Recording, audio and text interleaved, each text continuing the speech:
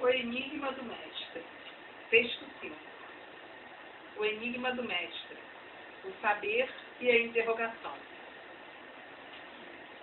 Muitos mistérios envolvem a figura de Sócrates, entre elas a da verdadeira distância entre o personagem histórico e aquilo que dele fez seu maior discípulo.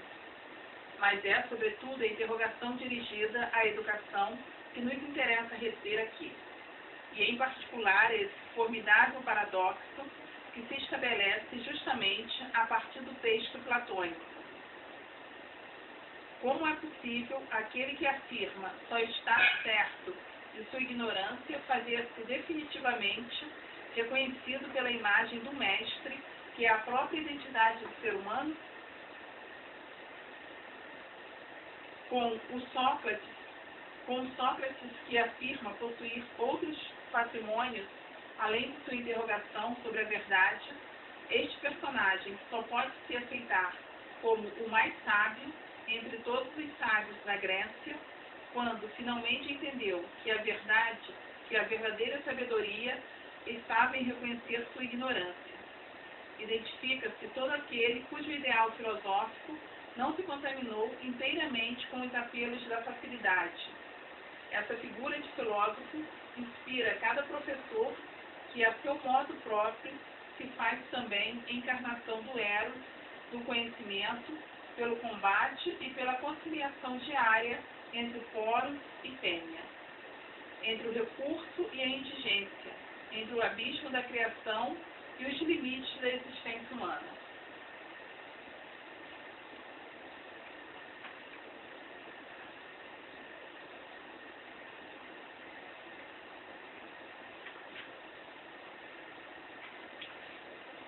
O conhecimento nasce da interrogação. Quem desconhece esta simples evidência dificilmente estará em condições de prestar contas daquilo que aprendeu. O conhecimento nasce da interrogação. Quem se recusar a reconhecê-lo dificilmente estará em condições de aprender e menos ainda de ensinar. Mas, em sua última obra, Caesoríades provocava. É porque não buscamos apenas a interrogação, mas também as respostas que a elas nos prendemos, a tal ponto que descobrimos a enorme dificuldade de nos pormos ainda a caminho. Essa é a aporia da criação. Realizando-se na indeterminação, ela só se realiza como nova determinação. Onde encontrar, portanto, as forças para questionar permanentemente o instituído, sobretudo quando ele é o resultado de nosso próprio poder instituinte. É aquilo que nós mesmos criamos, mais solidamente como nossa identidade. Como recuperar o fôlego da interrogação permanente, obsessivamente iconoclástica, decididamente desconfortável? Talvez somente na necessidade de recusa de um desconforto ainda maior, que é o da impostura e da realização sempre fantasmáticas de um desejo de saber ilimitado. Na Apologia, Sócrates afirmava ser preferível a ignorância à pretensão de tudo saber, que ele identificava nos profissionais da educação de sua época. Enfim, fui procurar os profissionais. Se em meu interior estava efetivamente consciente de nada saber, sabia bem, por outro lado, dever encontrar entre eles alguns que conheciam uma quantidade de belas coisas. E nisso não me enganei.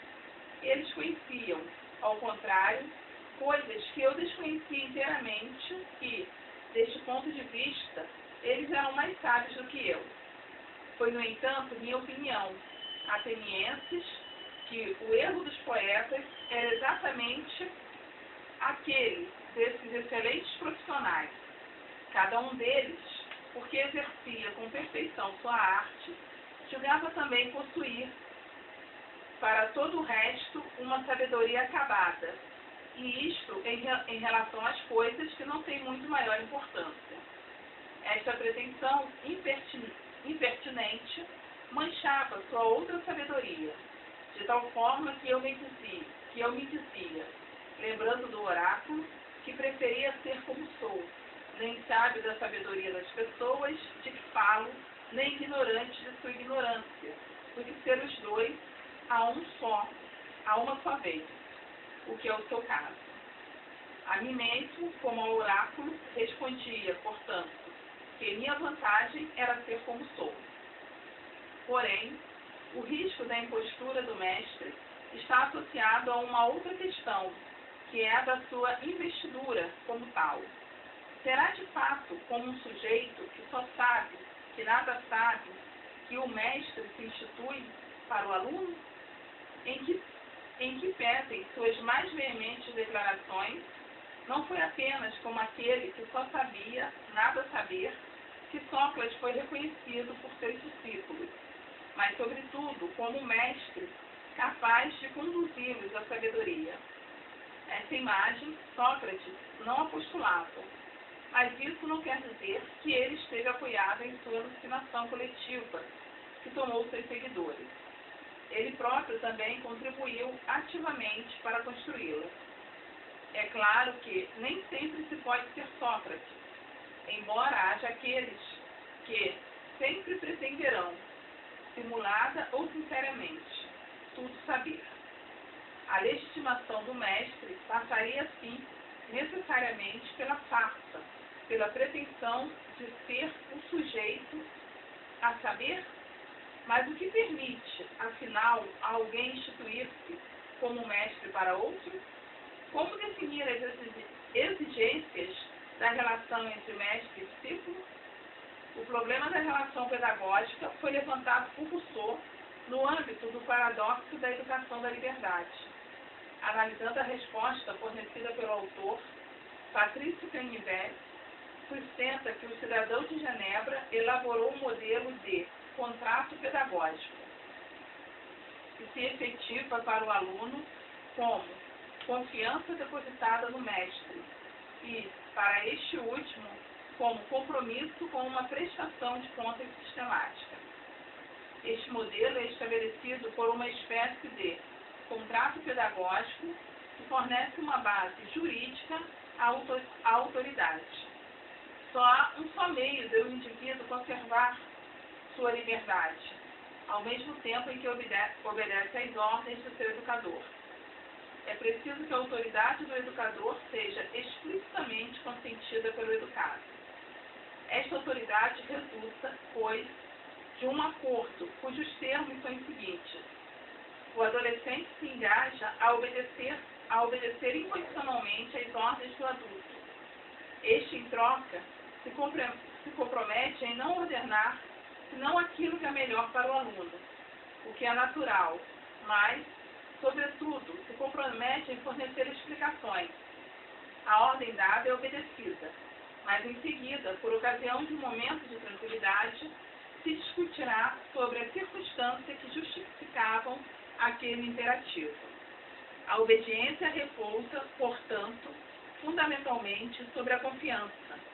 O indivíduo obedece porque sabe que não lhe é imposto nada que ele não pudesse compreender e deseja por si mesmo, caso sua impetuosidade e inexperiência não o impedisse de entender corretamente a situação e de tomar consciência dos perigos. Canivet insiste, como se poderá perceber, no aspecto racional do contrato husserliano, adaptado à escola, seu princípio central, a prestação de contas, amplia-se como processo de discussão e deliberação coletivo. Este modelo não concerne a escola, já que a perspectiva de Rousseau é a de um preceptor que vive só com seu aluno. Mas pode-se tentar imaginar como, na realidade escolar, o exercício da autoridade pode ser fundado sobre o processo de discussão e de deliberação coletiva. No entanto, o caminho proposto por Canivet, que leva do contrato pedagógico husserliano a uma democracia escolar, graças a algumas passagens pelo contrato social, não é tão retilíneo como o autor faz supor, e encobre algumas questões essenciais.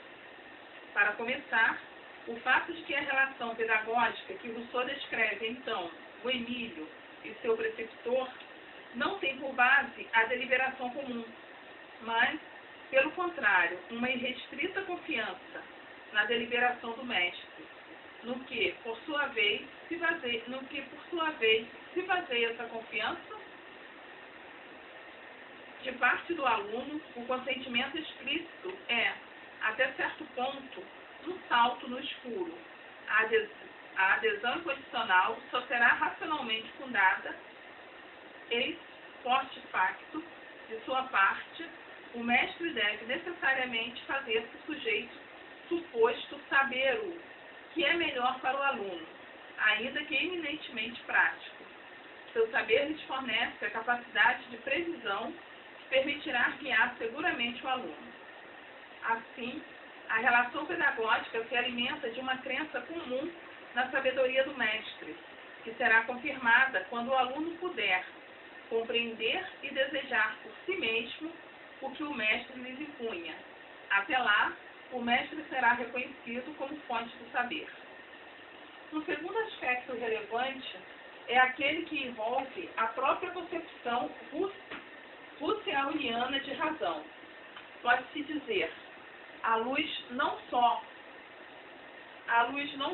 contrato, mas também dos discursos, que ela é eminentemente proneses. Não resulta tão somente dos progressos da ciência, mas sobretudo de uma conquista ética.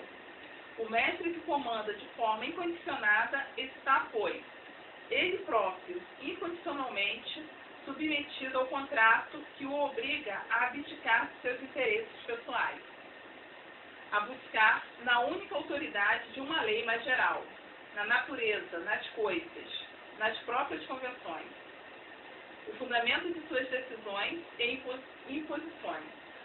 O mestre deve habituar o aluno a submeter-se ao acordo entre eles celebrados. Esse, por sua vez, é a metáfora do acordo social mais amplo, ao qual, qualquer que seja a sociedade, o futuro adulto se submeterá. O mestre deve ainda acostumar aos poucos o aluno a reconhecer, por trás de sua sempre provisória autoridade, a autoridade autêntica da lei mais geral. A autoridade do mestre é sempre, portanto, a metáfora da autoridade impessoal das leis que devem reger a humanidade e a vida social. Há, portanto, um tipo bastante peculiar de racionalismo que inspira a obra e o contrato pedagógico de Rousseau. Ernest Cassirer o apelidou de racionalismo ético. Seria absolutamente preciso não identificar nessa concepção de razão o espaço aberto para a dimensão afetiva, ressaltada na relação que liga mestre e aluno. Apesar do estatuto sempre paradoxal, que noções como desejo, imaginação, pulsão, paixão e etc. apresentam no pensamento do autor, sobressaem-se no Emílio as diferenças com sua outra grande obra, o contrato social. Mais ainda, realçam-se as diferenças com o pensamento de seu mais ilustre leitor, Immanuel Kant. Não é uma moralidade desencarnada que se constrói no Emílio, mas há entusiasmo e emoção, sentimento e afeto na relação mestre-discípulo. Segundo Cassirer, Rousseau pretendia superar a radical separação entre o domínio do querer e o domínio do saber. No entanto, não há dúvidas de que no Emílio o governador sabe, no sentido mais amplo do termo, enquanto seu aluno não sabe e não se sabe. Rousseau não quis afastar a forma fundamental de toda a educação. Educar significa conduzir a consciência ignorante até o nível do mestre, de tal forma que o reconhecimento entre dois espíritos finalmente iguais se opera. O mestre, não mais vendo na outra consciência um simples aluno, mas um novo mestre, que não lhes fica a dever nada em sabedoria e saber. Na última página do Emílio, o governador consagra seu aluno, reconhecendo nele a mesma divinidade que lhe é atribuída. Não se trata de definir em poucas linhas um pensamento complexo e paradoxal, como o do Genebrino.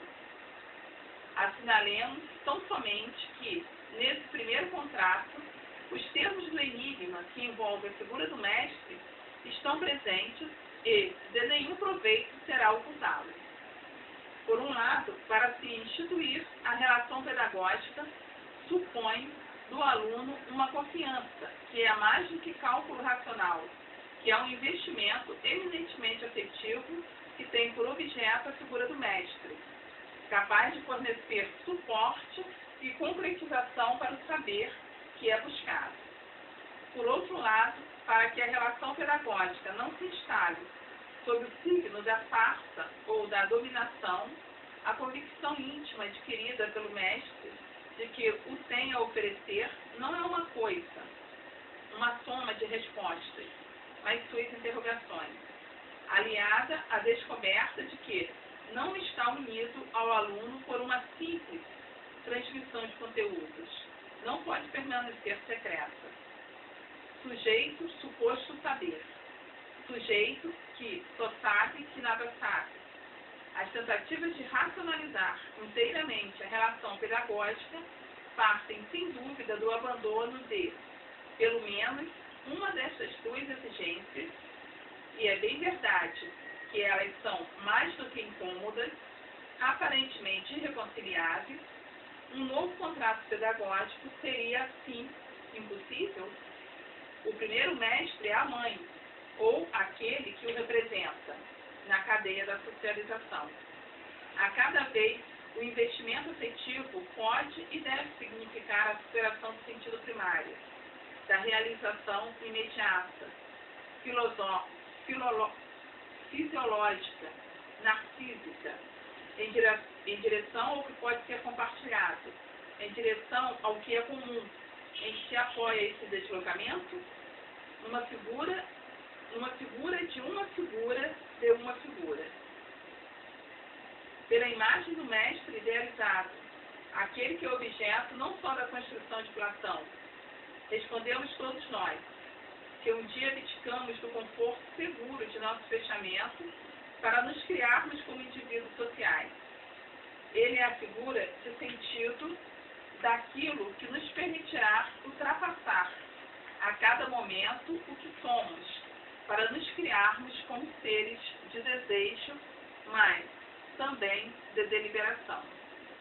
Assim, é possível que, em um novo contrato, a ética do mestre talvez não esteja nem em se afirmar como um sujeito que nada sabe, nem em se afirmar como o contrário, o sujeito que tudo sabe, mas simplesmente se fazer lugar de passagem até que o outro descubra em si a interrogação e passe a visar não mais os objetos limitados que se oferecem a ele, mas os objetos não objetos, que jamais se projetarão inteiramente como imagem sólida, o saber, a democracia. O eu não é mais investido como possuidor da verdade, mas como fonte, a capacidade incessantemente renovada de criação, ou o que quer dizer a mesma coisa. O investimento tem por objeto a própria atividade do pensamento, como um apto a produzir resultados verdadeiros, mas para além de qualquer resultado parcial. E isso se faz acompanhar por uma outra ideia de verdade, tanto como ideia filosófica quanto como objeto de paixão. O verdadeiro não é mais um objeto a possuir, nem espetáculo passivo do jogo do encobrimento, desvelamento do ser. O investimento não é mais investimento de um objeto, nem mesmo de uma imagem de si, no sentido habitual, mas de um objeto não objeto. Atividade e fonte do verdadeiro. O apego ao verdadeiro é a paixão do conhecimento ou o pensamento como era. Platão. Ora, certa vez, Querefonte, indo a Delfos, arriscou uma consulta ao oráculo e perguntou se havia alguém mais sábio que eu. Apolo. Respondeu a Pítia se não havia ninguém mais sábio. Quando soube daquele oráculo, pus-me a refletir assim. Que quererá dizer o Deus? Que sentido oculto pôs na resposta? Eu cá não tenho consciência de ser nem muito sábio, nem pouco. Que quererá ele, então significar declarando-me o mais sábio? Naturalmente, não está mentindo, porque isso lhes é impossível. O provável, senhores, é que na realidade o sábio seja o Deus e queira dizer no seu oráculo que pouco valor ou nenhum tem a sabedoria humana.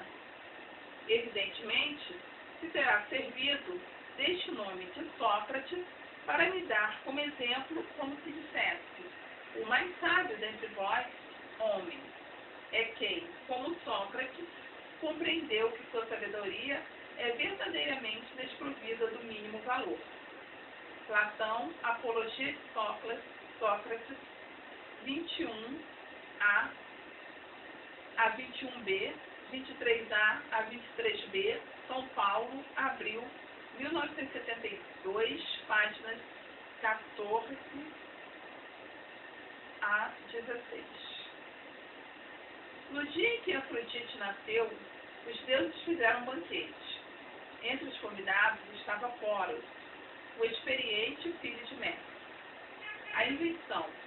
Após a refeição em que se haviam regalado, apareceu Penha, a pobreza, que mendigava junto às portas, havendo se embriagado de néctar, pois ainda não existia o vinho.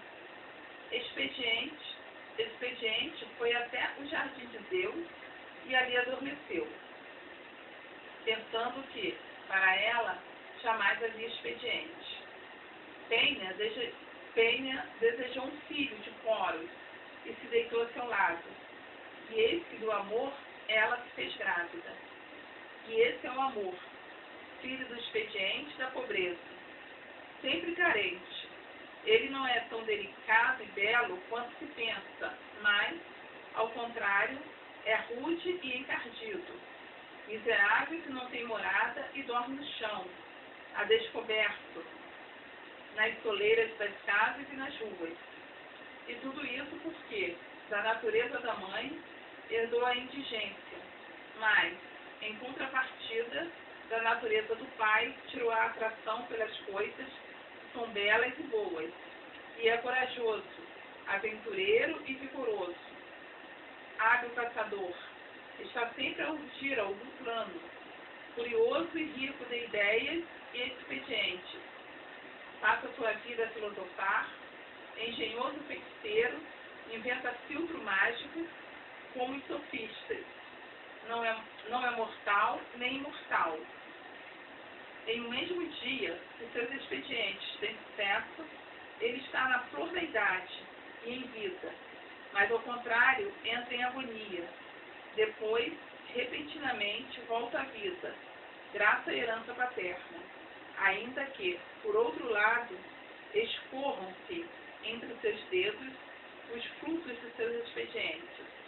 Assim, nem o amor jamais é indigente, nem jamais possui o que quer que seja.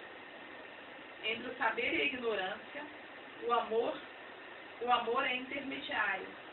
Entre os seus deuses, nenhum ato se dedique à filosofia, nenhum que tenha o desejo de tornar-se sábio, pois eles já o são. Quanto aos outros que são sábios, também não precisam filosofar, mas tampouco os ignorantes buscam a filosofia e não têm desejo de tornarem-se sábios, pois é próprio à ignorância que o homem a quem falta a realização e a inteligência sempre imagina sê-lo na proporção devida. Aquele que não reconhece sua carência não tem desejo daquilo de que não acredita estar necessitado.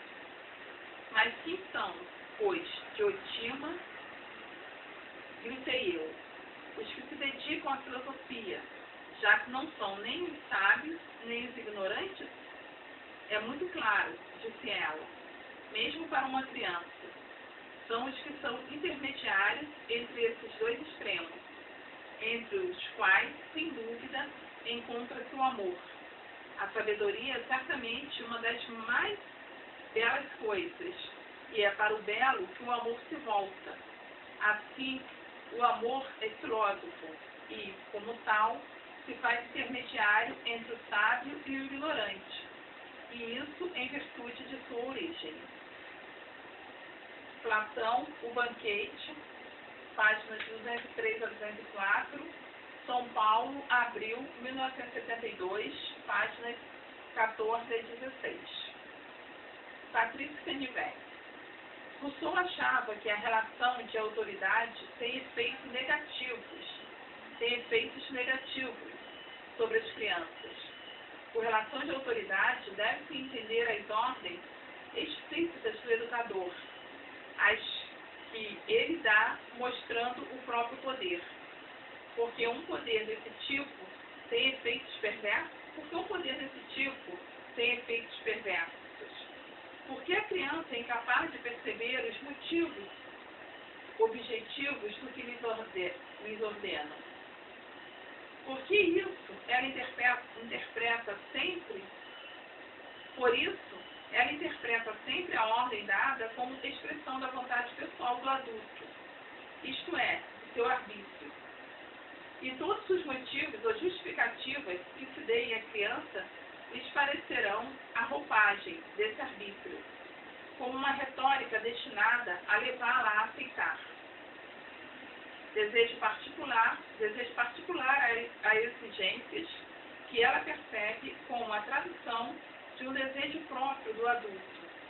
Daí uma situação de confronto e uma espécie de luta pelo poder, cujo desfecho é, em qualquer caso, detestável. De fato, das duas uma, ou a criança se submete ou se rebela. Se contrair o hábito de obedecer incondicionalmente ao adulto, mais tarde ficará predisposta a se sujeitar à vontade do outro sem refletir. Estará disposta a submeter-se a todas as imposições arbitrárias, sejam as da opinião ou da moda, ou as de um tirano qualquer. Se, ao contrário, ela opõe seus próprios desejos ao que percebe como desejo particular do adulto, haverá confronto, direto ou indireto. Como não é a parte mais forte, a criança vai procurar contornar as exigências do mestre. Obedecerá na aparência, mas dará um jeito para fazer o que lhes agrada. Vai assim aprender a dissimular e a mentir. Vai aprender também a espionar, a espreitar as fraquezas do outro, pelas quais poderá manobrá-lo. Em resumo, sua obediência terá um preço mediante esta ou aquela forma, e o adulto acaba entrando nesse jogo tácito. Pensará que compra o sossego ao renunciar total ou parcialmente à sua autoridade. Canivete P. Educar o Cidadão, segunda edição, Campinas, Papiros, 1991, páginas 34 a 35. Inspirando-nos livremente nas teses de Rousseau, podemos tirar dessas análises a formulação de um problema político.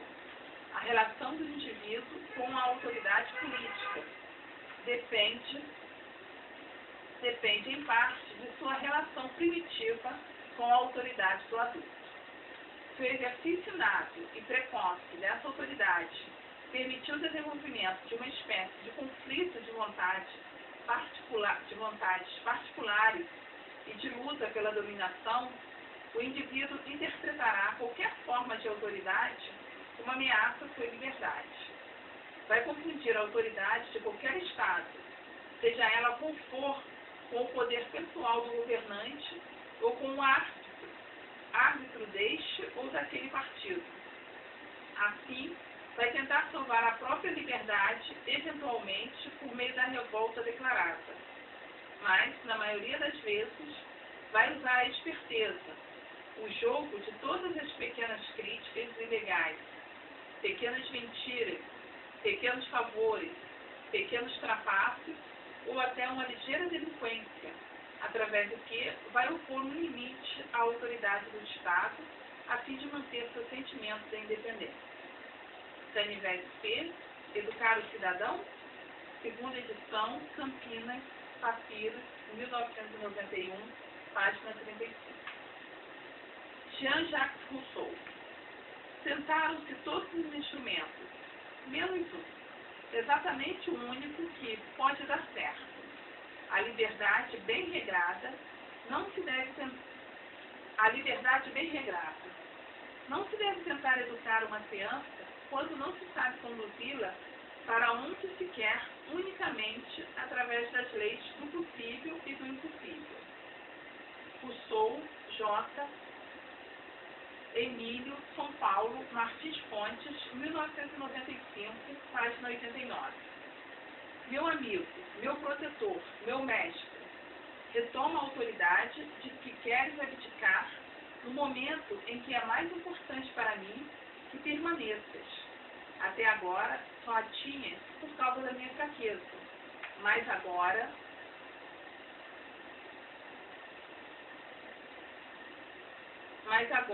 a terás por minha vontade, e assim ela será mais sagrada para mim. Defende-me de todos os inimigos que me assaltam, e sobretudo dos que trago comigo e que me traem. Cuida de sua obra para que eu permaneça digno de ti. Quero obedecer às tuas leis, quero-o sempre. É a minha vontade constante. Se alguma vez eu te desobedecer, será contra a vontade. Torna-me livre, protegendo-me contra as minhas paixões que me violentam. Impede que eu seja escravo delas e força-me a ser meu próprio senhor, não obedecendo aos sentidos, mas à razão. Rousseau, J. Emílio, São Paulo, Martins Fontes, 1995, páginas 446 a 447. Cornélio Castoriadis.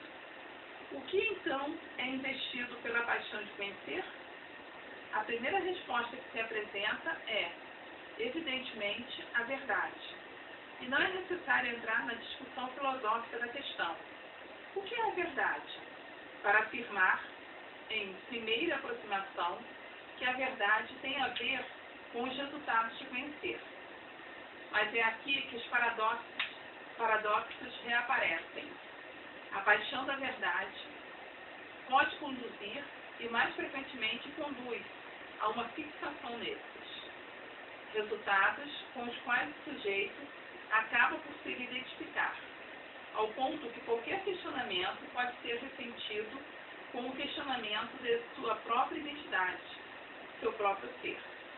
O narcisismo do sujeito se estende necessariamente até englobar e, não somente no domínio do conhecimento, os produtos do sujeito que passam a ser, a partir de então, objetos de um investimento categórico e incondicional. Castoriadis, Paixão e Conhecimento em Encruzilhadas do Labirinto 5, Feito e a Ser Feito, Rio de Janeiro, DPIA 2000, página 135. No próximo vídeo, iremos ler o texto 6, o papel da filosofia da educação, elucidação e crítica. Muito obrigada a todos e todas pela atenção. Até!